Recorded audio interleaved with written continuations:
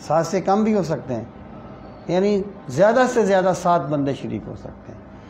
باقی جو دوسری کوئی روایات لائی جاتی ہیں وہ سند کے اعتبار سے اس قابل نہیں ہے کہ ان پر عمل کیا جائے، ورنہ صحیح بات یہی ہے کہ حدیث پاک سے جو ثابت ہے قربانی کے 3 دن ہیں، 4 دن نہیں ہیں۔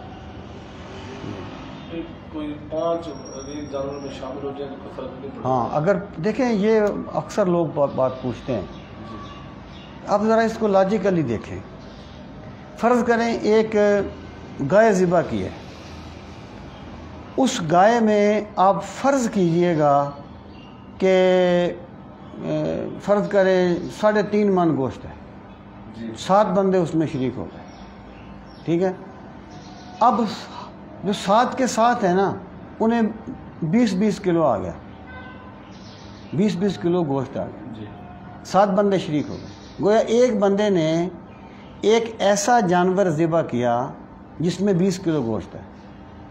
اگر اس میں 5 بندے شریک ہو جائیں تو اس کا جو گوشت ہے وہ ممکن ہے 20 کی بجائے 30 کلو ہو جائے، 25 کلو ہو جائے، ٹھیک ہے۔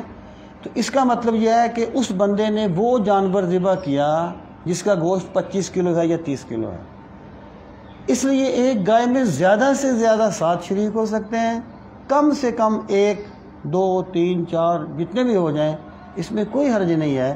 نہ جانے یہ بات لوگوں میں کیوں پھیلی ہے کہ اگر ایک بندے نے 3 حصے رکھ لیے، ایک نے 4 رکھ لیے، تو پھر تو وہ 7 حصے پورے ہو گئے نا، پھر 2 تو شریک نہ ہوئے۔